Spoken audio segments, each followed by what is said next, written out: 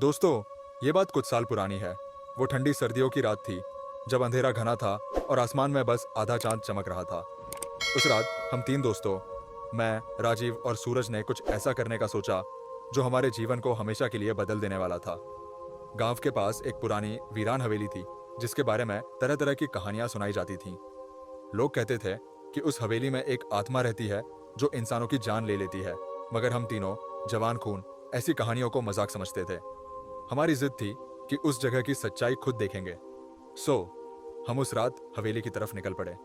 जैसे जैसे हम हवेली के करीब पहुंचने लगे, जंगल घना होता गया और रास्ता कच्चा और अंधेरा। हवा में एक अजीब सी ठंडक महसूस हो रही थी, जैसे कोई अदृश्य शक्ति हमें वहां से वापस जाने का इशारा कर रही हो। हमारे कानों में सरसराहट की आवाजें गूंजने लगीं। हमने उसे सिर्फ हवा का असर समझकर नजरअंदाज कर दिया और आगे बढ़ते रहे। हवेली गांव के बाहर एक घने जंगल के बीच स्थित थी। वहां पहुंचते ही एक ठंडी हवा का झोंका हमारे चेहरे से टकराया, जैसे किसी ने चेतावनी दी हो कि इस जगह से दूर रहो। हवेली के दरवाजे पर पहुंचते ही एक अजीब सा सन्नाटा छा गया। उस जगह की खामोशी दिल को दहला देने वाली थी। हमने दरवाजा खोला और अंदर कदम रखा। हर कोने में घना अंधेरा था। चारों ओर मकड़ियों के जाले लगे थे। दीवारों पर खून जैसे धब्बे और टूटे हुए फर्नीचर बिखरे पड़े थे। ऐसा लग रहा था कि यहाँ सालों से कोई इंसान नहीं आया है। हमने एक कमरे में कदम रखा।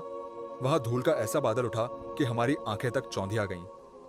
हम धीरे धीरे उस कमरे में आगे बढ़े, जब अचानक हमें एक हल्की सी फुसफुसाहट सुनाई दी।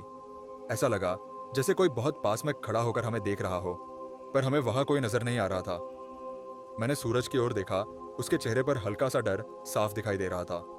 तभी सूरज ने धीरे से कहा, तुम लोगों ने उस कुएं की कहानी सुनी है? लोग कहते हैं कि वहां एक आत्मा है जो हवेली में आए लोगों की जान ले लेती है। मैंने हंसते हुए उसे टोकते हुए कहा, यार, ये सब बकवास बातें हैं।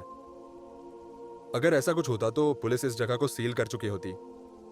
पर सूरज के चेहरे पर खौफ साफ था। उसने कांपते हुए कहा, मैंने खुद सुना है कि एक बार कुछ लोग यहाँ आए थे और फिर उनकी लाशें उसी कुएं में पाई गई थीं। वे लोग भी इस हवेली की सच्चाई जानने आए थे, पर फिर कभी वापस नहीं लौटे। जैसे ही सूरज ने यह बात कही, हवेली के पिछले हिस्से से एक भयानक चीखने की आवाज आई। हम सबके रोंगटे खड़े हो गए। हमने सोचा कि शायद कोई जानवर होगा, लेकिन आवाज ऐसी थी जैसे किसी इंसान की चीख हो। हमारा डर अब गहराने लगा था, लेकिन फिर भी हमने फैसला किया कि जाकर देखेंगे कि वहां आखिर क्या है। हम धीरे धीरे हवेली के पिछले हिस्से की ओर बढ़े। वहां एक पुराना कुआं था, जिसके चारों ओर घनी झाड़ियां और धूल की मोटी परत थी। कुएं के पास पहुंचते ही हमें ठंडी हवा का एक और झोंका महसूस हुआ, जैसे किसी ने हमें वहां से दूर रहने की चेतावनी दी हो। सूरज ने हमारी ओर देखा और कहा, यही वो कुआं है। लोग कहते हैं कि यहाँ पर जो भी आता है, उसकी आत्मा यहाँ फंस जाती है। उसकी बात सुनकर मेरे दिल की धड़कनें और तेज हो गईं, लेकिन मैं दिखावे के लिए हंस पड़ा।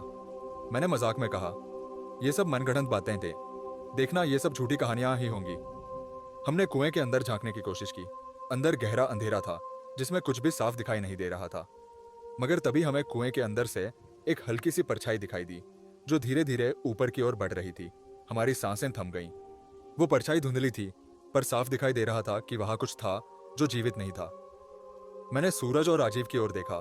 उनके चेहरों पर डर साफ झलक रहा था। सूरज ने कांपते हुए कहा, यही वही आत्मा है जो लोगों को मारकर इस कुएं में फेंक देती है। तभी कुएं से अचानक एक जोर की चीख निकली।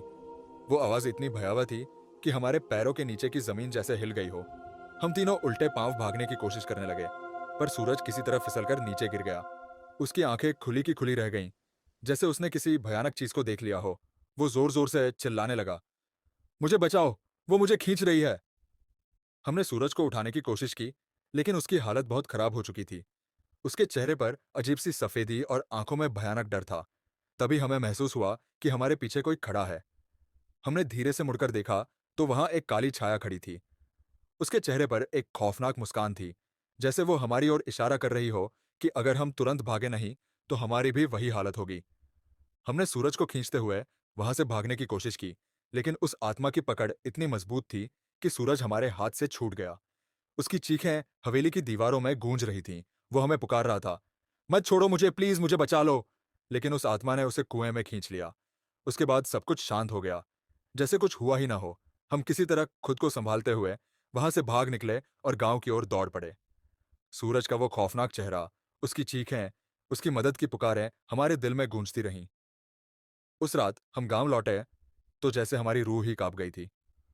हमें कुछ समझ नहीं आ रहा था कि हमने क्या देखा था, पर इतना तय था कि वो आत्मा अब भी उस कुएं में थी।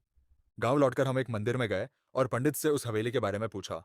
पंडित ने हमें बताया कि उस हवेली में एक औरत की आत्मा है, जिसे कई साल पहले बेरहमी से मारा गया था। उसकी लाश को उसी कुएं में फेंक दिया गया था। कहते हैं कि वह औरत उस कुएं में हर रात जागती है और उन लोगों की जान ले लेती है जो उसकी हवेली में कदम रखते हैं। उसकी आत्मा कभी चैन से सोने नहीं देती। वो हमेशा अपने शिकार की तलाश में रहती है। उस रात के बाद मैंने कभी उस हवेली की ओर जाने का ख्याल तक नहीं किया। सूरज का चेहरा आज भी मेरी आंखों के सामने घूमता है। उसकी चीखें आज भी मेरे कानों में गूंजती हैं। मैंने उस दिन से ये कसम खा ली कि मैं कभी किसी को उस हवेली के बारे में बात नहीं करूंगा।